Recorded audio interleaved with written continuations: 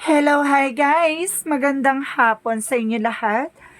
This is Shira Masigari Channel, a faith healer, also matarder. So ngayong hapon, natutingin natin ano gusto sabihin sa iyo ng ating mga gabay. This is special gabay for the month of September 19 hanggang September 25 for the sign of Cancerian. So Cancerian, Cancerian, Cancerian, welcome to my channel.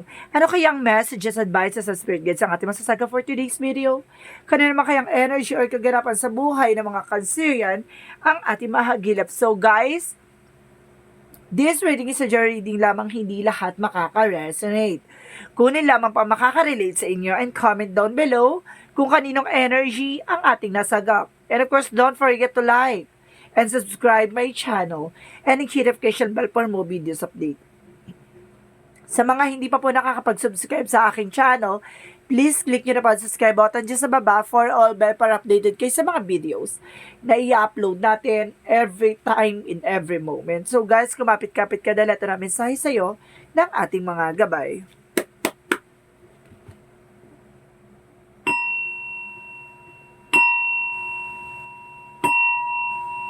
Angel Spirit Messages. Ano ang pinaka-mensahe sa atin ng ating mga Angel Spirit at gabay para sa ating mga kapatid na Cancerian? So let's see.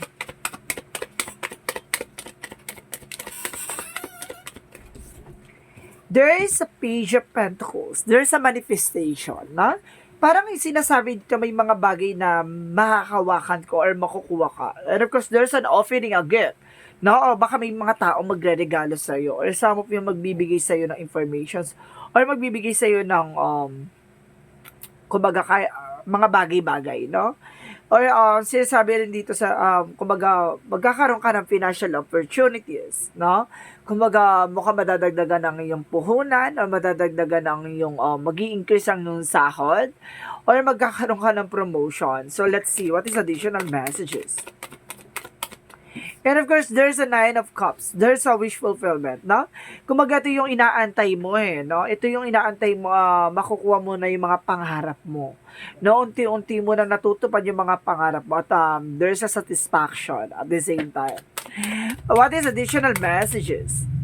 And of course, there's the wheel of fortune, no? There's a good luck. May bless and of course talaga may swerte yung papasok dito. With the destiny, no? A turning cycle, kumbaga mukhang turning table point, parang gano'n, something na umikot ng kapalaran, no? Kumbaga talagang ibinigay at ipagkakaloob na sa'yo.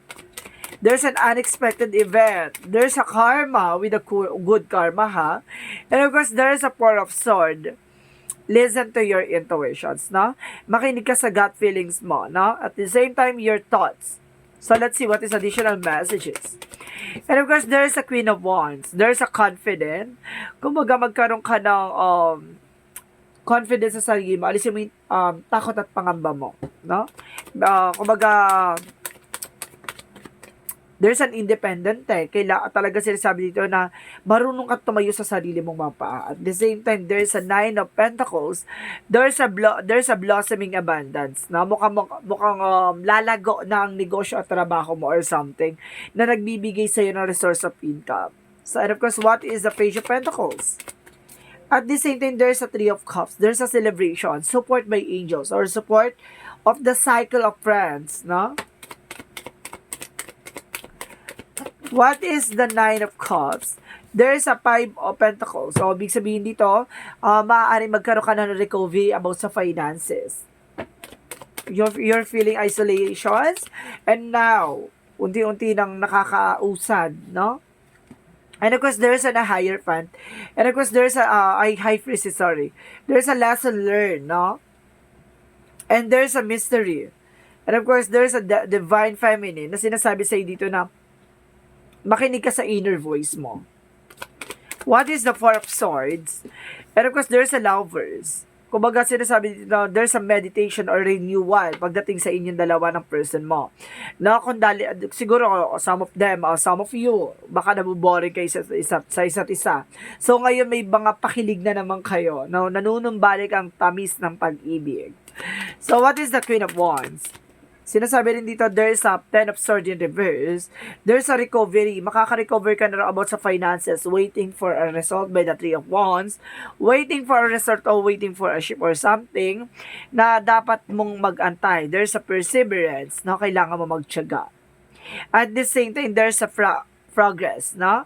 Kumbaga, on processing na siya, At the same time, kumbaga, there's a new horizon coming in. What is the Nine of Pentacles? What is the Nine of Pentacles? And of course, there's a Sun card. There's a pure positivity, Kumbaga talaga magbibigay ng success sa iyo to, no? Kumbaga, there's a confident optimism. And of course, there's a positive thoughts na nagbigay talaga sa iyo ng positive outcome. So, and of course, sinasabi sa dito na mukhang lalago at talagang dudumugin yung negosyo o hanap buhay mo. What is the Page of Pentacles and the Three of Cups? And of course, there's a Death card. There's an ending and a new beginning. No? May maaaring matapos na or may pagbabago, malaking pagbabago mangyayari sa inyo. So, what is the Nine of Cups? There's a Ten of Wands and of course the Five of Swords. Ibig sabihin dito, there's a conflict, no? Kumbaga, marami kang responsibilidad, marami kang burden na sinasabi sa dito, kaya siguro, or obligations, no? Kumbaga, siguro nagkakaroon financial loss, not because marami kang ginagastusan. So, sinasabi sa dito na, unti-unti mo naman siya natutupad, at unti-unti mo naman siya nairaraos, no? So, what is the Wheel of Fortune? And of course, the High Priestess. There's a Seven of Cups. There's a wish fulfillment, and of course, sinasabi sa dito ng maraming options, no? Maraming mga galaw, maraming mga eksena, or maraming mga pagpipilian dito, or opportunities, no? With the unexpected moment din with the High Priestess. Kumbaga, hindi mo inaasahan, meron pa lang ipagkakaloob si God, diba? So, what is the Four of Swords? And of course, the Lovers. What is the Four of Swords and the Lovers? So, there's a full card. There's a leap of faith, no? Kumbaga, magtiwala ka sa process and progress and there's a new beginning, no? And of course, sinasabi dito na alisin mo yung takot at pangamba mo. The Four of Swords is a fear. May fear ka dito at the same time. Or sinasabi rin sa'yo dito na yung thoughts mo, na yun yung nagbibigay ng takot sa'yo. Baka pangamba or something na, o baka maubusan ako ng budget, or baka ganito, ganyan. Baka hindi kayanin sa katapusan, or baka hindi na kayanin sa, or baka may babayaran pa sa mga susunod. Ganon. Kumbaga, sinasabi sa'yo dito na, ipoprovide naman ni God yan. So, sinasabi sa'yo dito, kailangan mo lang kumilos, gumalaw, no? And of course, there's a fresh hope.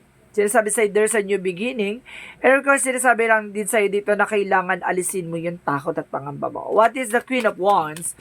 The Ten of Swords, and of course, the Three of Wands in reverse. Ten of Swords in reverse, the Three of Wands. Sorry. Pero kasi sabi ng Seven of Swords, kumbaga there's a sneakiness, no? May kumukuha ng information rather sa'yo, or may mga tao sa paligid mo na hindi nagpapakatotoo. Kumbaga there's lying or cheating on you. Let's see what is additional messages. And of course, there's an Ace of Cups. There's a new beginning or new romance, no? Kumbaga, new emotions. Diba sabi sa dito na maging confident ka kasi mailalabas mo at malalaman mong katotohanan sa likod na yan. Kumbaga, there's a proposal rather. Kumbaga, sinasabi lang sa'yo dito, maging maingat ka lang sa pagtitiwala. Lalo-lalo na sa mga tao sa paligid mo. Dahil yung mga iba dyan, yung mga salita, mga mabulaklak, diba? Tapos pagdating na dyan sa eksena na yan, wala na. So, what is the Nine of Pentacles and the Sun card? There's a Knight of Swords. Anxiety, deception. Sinasabi sa'yo dito, nagkakaroon ka ng sleepless night kasi nag-overthink ka, over fear. No? Alisin mo yung takot mo. There's a fear talaga behind this. So, let's see what is the outcome. Ang pinaka-outcome dito is the Eight of Cups. Letting go, letting go, letting go. No? Mahayaan mong mangyari nawa, ang mangyayari. And of course, there's a Two of Swords. There's a decision. And of course, there's an inner conflict. Kumbaga, nagkakaroon ka ng doubt, no? Let's see what is additional messages. At the same time, there's a temperance. There's a healing, miracles. Kumbaga, sinasabi sa'yo dito, magkakaroon ka ng balance. And of course, kalmado, na magiging kalmado ka dito.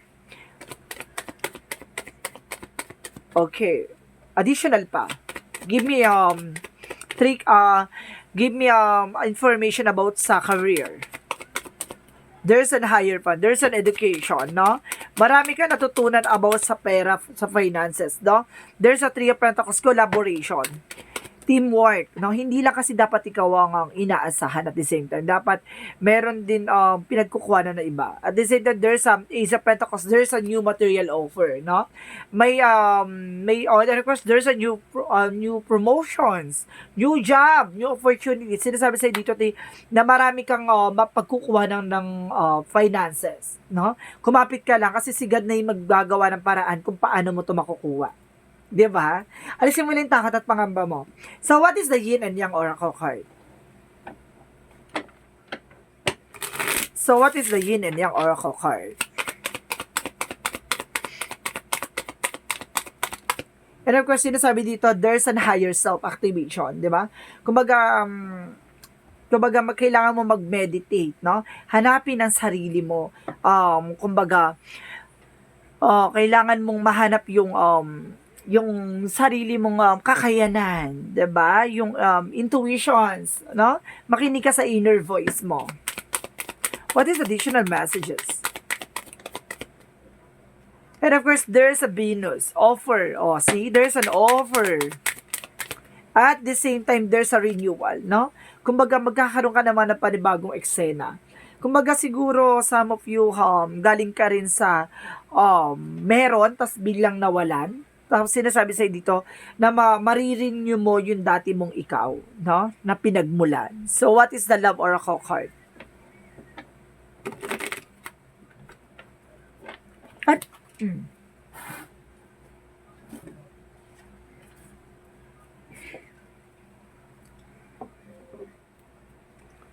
oh my God.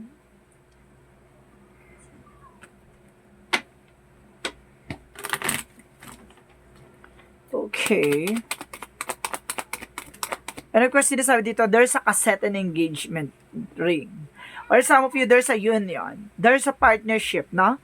At the same time, there's a cassette of replaying events. Na wag mo na ulit-ulitin yung mga nangyari sa nakaraan. Past is past. Never come back. So, let's see what is additional messages.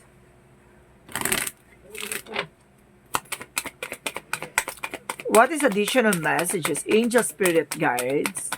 There's a death card. There's an ending and a new beginning. And of course, there's a freedom, no? Kumbaga sinasabi ng death card dito na maaaring matapos na ang sigalot, ang paghihirap at yung mga dinaranas mo. And of course, there's a freedom. Makakalaya ka na sa mga sitwasyon na hirap ka. With the happiness moment. Sinasabi dito with the happiness na magiging masaya at magiging maligaya ka because you are on the right path. Now, what is the Moonology? What is the Moonology? The energy is gaining momentum, no? Nararamdaman mo na na hindi mo to makakalimutan moment na to. And of course, sabi, a time to give rather than take, no? Mas maganda ikaw nagbibigay ng oras at panahon kaysa ikaw yung kumukuha ng oras at panahon, di ba? Mas maganda yung tayo naglalaan. What is additional messages? There's a writing, no? You heal, inspire, teach, and entertain with the words you write. Ibig sabihin dito, marami kang nai-inspire na tao sa paligid mo. No? Marami ka natutulungan, natuturuan sa mga bagay-bagay. No? Some of you, baka teacher ka. And of course, there's a strength card. Sinasabi dito guys na kumbaga lakasan mo at maging matapang ka, 'di ba? Alisin mo ang pangamba at takot mo. Parang ini-encourage ka dito na kailangan mong lakasan ang loob mo. What is additional messages? And of course, there's a stairs, direction and perfect timing, no? Kumbaga naka-timing lahat ng eksena, mag-antay ka lang. With the winter, reflection, transition, and release, no? Pakawala ng mga negative thoughts, pakawalan yung mga bagay na hindi nakakatulong sa'yo, no? At the same time, there's a transition. May mga bagay na kailangan mo nang baguhin o mababago ka ng sitwasyon mo, no? Let's see, what is additional chakra? There's a self-worth, no? Dapat alam mo sa sarili mo kung ano yung halaga mo. At the same time, there's a perfections, no? Kumbaga, kailangan alam mo sa sarili mo yun na ayos at tama yung ginagawa mo. And of course, there's a soulmate. Kumbaga, some of you, there's a twin flame or soulmate connection dito na talagang tinadhana kayong magkatagpo at tinadhana kayong magkasama, no? What is the energy? There's a victory, no? Magkakaroon ka ng victory and success dito at the same time. And there's an envy, yung ego, yung pride, no? Alisin mo daw yan. And there's a door to the value, no? Magkakaroon ka ng mga malaking salapi with the door to value. Ibig sabihin, makikita mo yung halaga at may pintuan para maranasan mo yung ganyang mga value. So, some of you talaga nakakita ko ng mga ano dito, savings account na malalaki. No? Mukhang mararanasan mo talaga. So, what is the Romance Angels? Romance Angels is free yourself, no? Pakawalan mo yung sarili mo, no? Sa mga bagay na hindi mo kontrolado. Sa mga bagay na hirap ka na sa sitwasyon mo. So, what is the Archangel Raphael messages? Okay, sinasabi dito, hydration. Some of you kumbaga parang dehydrate ka, para kang kinukulang sa tubig. So, kailangan mo talagang uminom ng tubig. So, what is Archangel Raphael? Michael. What is Archangel Michael?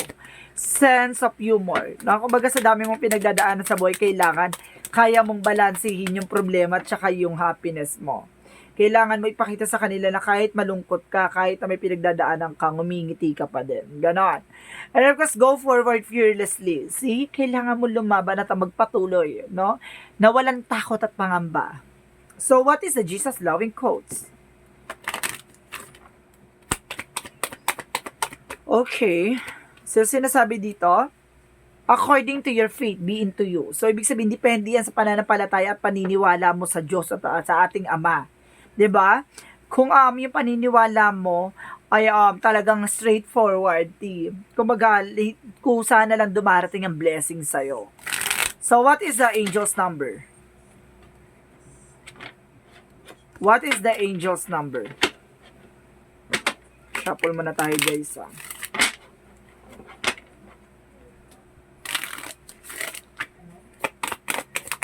There's a 16. I am perceptive. Let's see. You have an inquisitive mind that allow you to uncover important truth. You have a special ability to read into other people's feelings and wisdom seeker and your angels as to share your knowledge for the benefit for other. Ibig sabihin dito, binibigyan ka ng ating mga gabay, ng kakayanan, no? Na makita at malaman yung mga nararamdaman nila.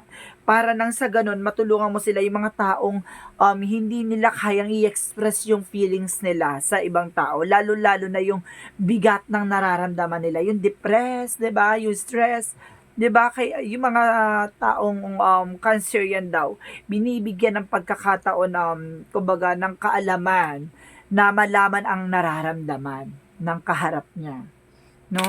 So what is the messages of life? What is the messages of life? Okay, there's a self-love. Sinasabi dito with the self-love, today I love myself fully. I accept myself exactly as I am. I am able to recognize my own divinity and to appreciate the purity of my soul. I take the time to take care of myself. I enjoy myself. I nourish myself. I am a kind of myself. I am grateful for who I am. No? Yung pagtanggap at pagmamahal sa sarili. Yan ang pinakamatinding talagang sandata mo, no? Dahil diyan ka uhugot ng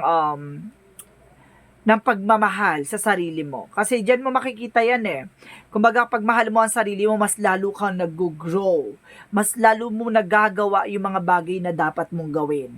At kaya mong lumaban. Kasi confident nga di ba? Kapag may self-love ka, it's either confident na yan. Kumbaga, kaya mo nang humarap sa tao. Kaya mo nang tumayo sa sarili mong paa. At kaya mo nang ilaban kung ano yung dapat mong ipaglaban. So guys, this reading is a special gabay for the month of September 19 hanggang September 25 for the sign of Cancer. This reading is a general reading lamang, hindi lahat makaka-resonate. Kunin lamang pa makaka-relate sa inyo and comment down below kung kaninong energy ang ating nasagap. Maraming salamat, Cancer, for your wonderful reading. And see you in the next video. Bye-bye and babush!